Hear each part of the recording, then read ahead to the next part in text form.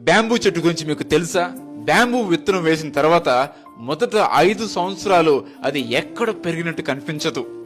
దాని ఎత్తు పెరగదు, ఆకులు రావు, నేల మీద ఏ మార్పు ఉండదు.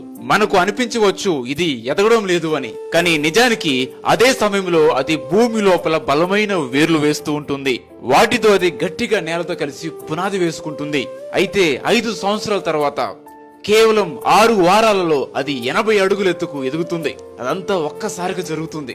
మన జీవితం కూడా ఇలానే జరుగుతుంది కదా. మనం కూడా ప్రార్థన చేస్తాం, శ్రమిస్తాం, విశ్వాసంతో జీవిస్తాం, కానీ ఒక్కసారిగా మార్పులు కనిపించకపోవచ్చు. అప్పుడు మనం బాధపడతాం, నిరుత్సాహం చెందుతాం. నీ జీవితం కూడా ఇదే విధంగా జరుగుతుందేమో. నీవు కూడా ఎన్నోసార్లు ప్రార్థన చేసావు, ఉద్యోగం కోసం ప్రార్థన చేసావు, కానీ ఉద్యోగం రాలేదేమో. వివాహం కోసం ప్రార్థన చేసావు, కానీ ఇంకా జరగలేదేమో. దేవుని సేవ చేయాలని ప్రార్థించావు, కానీ అవకాశాలు రాలేదేమో. ఆర్థిక సమస్యల నుంచి బయటపడాలని ప్రార్థించావు, ఇంకా మార్పులు కనిపించలేదేమో. పిల్లల కోసం ప్రార్థించావు, కానీ ఇంకా పిల్లలు పుట్టలేదేమో. భర్త మారాలి, భార్య మారాలి, కుటుంబం మారాలి, తల్లిదండ్రులు మారాలి, బంధువులు మారాలని, పిల్లలు మార్పు చెందాలని ప్రార్థన చేసేవాం, కానీ ఇంకా ప్రార్థన జవాబు రాలేదేమో.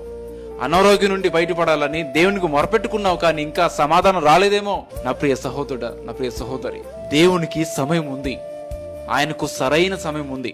తగిన సమయంలో అన్ని చక్కగా చేస్తాడు. బ్యాంబూ చెట్టు లాగా దేవుడు నీ లోపల కూడా పని చేస్తున్నాడు. బయట నువ్వు మారట్లేదని అనిపించవచ్చు, కానీ లోపల దేవుడు నిన్ను సిద్ధం చేస్తున్నాడు. నీ సంవత్సరాలు వృధా కావు.